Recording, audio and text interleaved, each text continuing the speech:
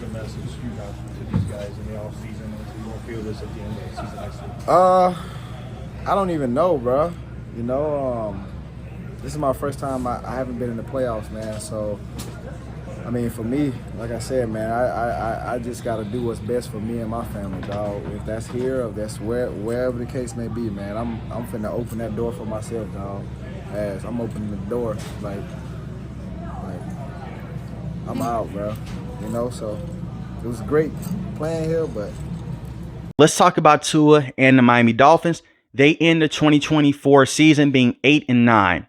This was not a good season for the Miami Dolphins early on. It was a couple of good moments that they had against the Los Angeles Rams, the second matchup against the Buffalo Bills when Tua was fully healthy. But for the first half of the season, it was abysmal.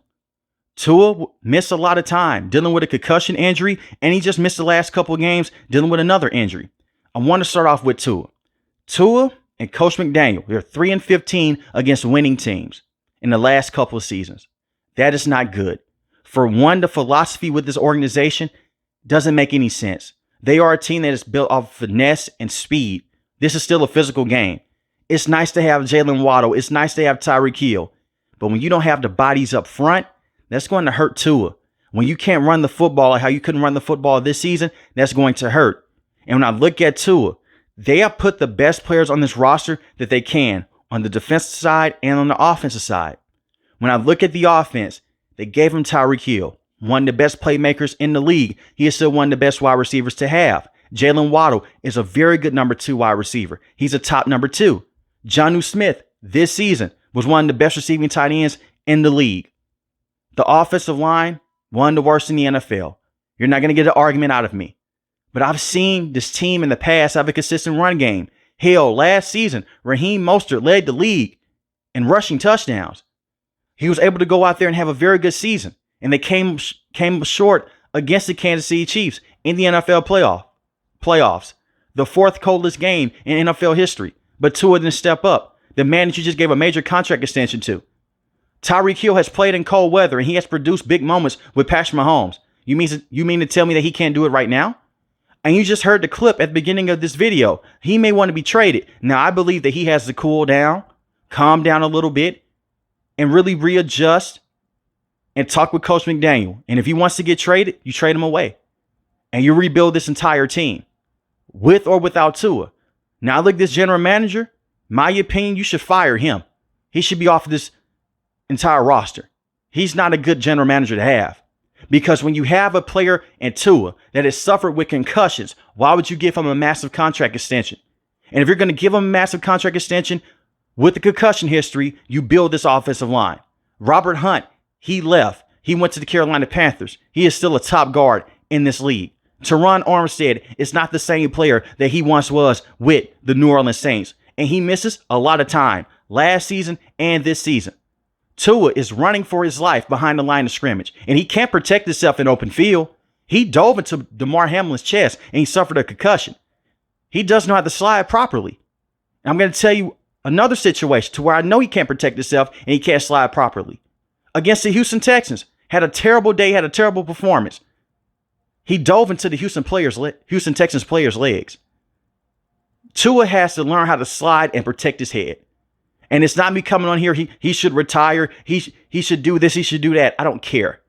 If he's on the field and he's able to play and he's getting checked out by medical and he's okay to play, let him go out there. Let him live out his dream. Let him go out there and play football. He's not a terrible quarterback to have on your roster, but he's not good enough to win you a Super Bowl. They have tried everything with Tua. It's not working. Fire Chris Grier. When I look at Coach McDaniel, it may be time to move on from Coach Mike. Because it's a lot of the same plays that you have used over the last couple of years. The same motion patterns, they're not biting anymore. And that first year with Tua, they were red hot. They were taking the deep shots down the field to Tyreek Hill, to Jalen Waddle. Tua answered all those questions. Can he throw the football down the field effectively enough? He can, just not in colder weather. And Tua and Tyreek, they've had a very good connection. And the same with Jalen Waddle. But it may not ever get them a Super Bowl. And that's the goal with the Miami Dolphins. Right now, they're above 500 team at best by a couple of games. They can beat the bad teams. They cannot defeat the big dogs in the AFC. They can't go against teams like the Houston Texans. They can't compete with teams like the Kansas City Chiefs. The Steelers right now, their offense is bad, but that front seven will eventually get to Tua. And the injuries with Tua. This is going to be a reoccurring issue throughout his entire career because this was a problem in his last season in college. He suffered a hip injury. He suffered a concussion. I'm more so worried about the concussions that he has suffered in his career leading up to this point. But in order for the Dolphins to get to where they want to be, they have to change their personnel and they have to get physical up front. And if it costs you a Tyreek Hill, so be it. Tyreek Hill did not have over 1,000 yards receiving this season, but majority of the season, he played with Tyler Huntley. He played with Skylar Thompson. When I look at Chris Grier, not only did you give Tua a massive contract extension, not only did you not fix the offensive line, you did not have a backup quarterback in place. You brought back Skylar Thompson, who is a terrible player. So Coach Mike had to go out there on short notice and bring in Tyler Huntley.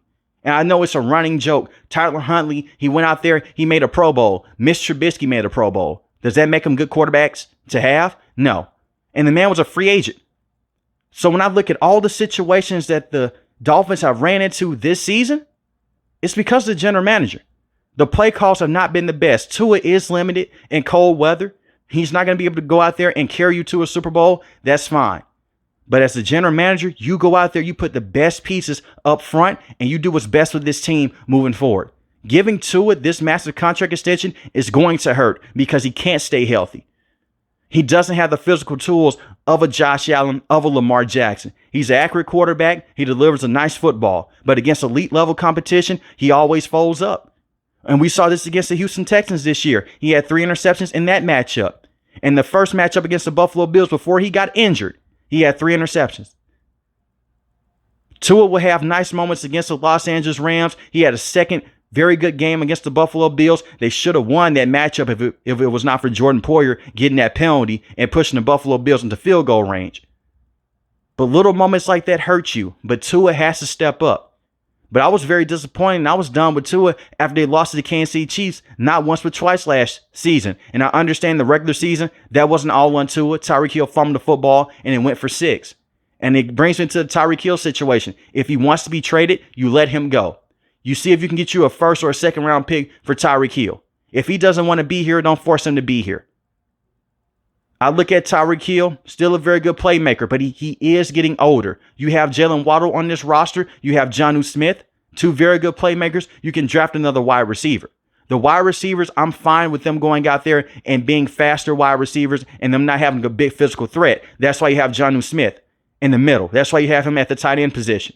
And shout out to Coach Mike. I'm giving him a lot of criticism. He found a tight end that works in this system, and he's found a tight end that he can get a lot of production from in the future. Jonnu Smith has just been phenomenal this year. This was the best fit for him out of every NFL team. But they need to fix his offensive line. When I look at the running back situation, Devon Achane is the best running back that they have, but it's only so much that he can do. Before he suffered that knee injury last season, he was averaging 10 yards a carry. Obviously, this season, the numbers dipped because they didn't have rushing lanes open. This is one of the teams that you look at, they just couldn't run the football with the talent that they have. 907 rushing yards sounds good in theory, with 6 rushing touchdowns. He averaged 4.5 yards a carry. That's not good, with the season being extended compared to 5 to 6 years ago.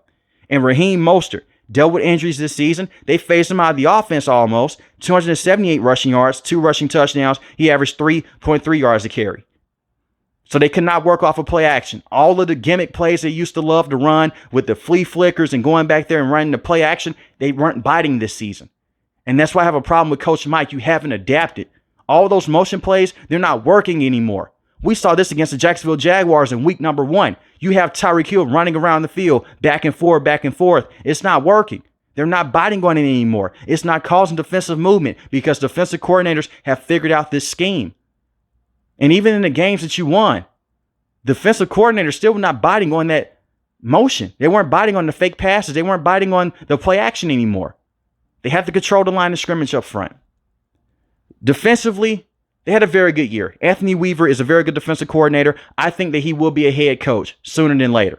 This was a very good defense at times with the Miami Dolphins. Jalen Ramsey is still a very good cornerback to have. They just gave him a massive contract extension. I think that's going to come back and bite the Miami Dolphins. Also, you have Chop Robinson. Chop Robinson was a solid player. 6 sacks on the season. He was never supposed to be their star pass rusher in year number 1. But there's a bright future for him long term. Jalen Phillips got injured early in the year. And this is a man that got injured last season with a torn Achilles injury, and he hurt his knee this year. This is why he had a lot of concerns about playing after college.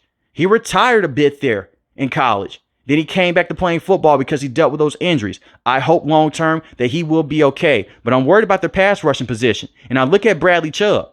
Now, Bradley Chubb is a very good pass rusher. They traded a first-round pick to bring in Bradley Chubb. The problem with Bradley Chubb is this. Bradley Chubb did not play a single snap this season. He had 11 sacks last year and 6 forced fumbles. Very good player. They traded a first-round pick for him. Why is he still in the game against the Baltimore Ravens?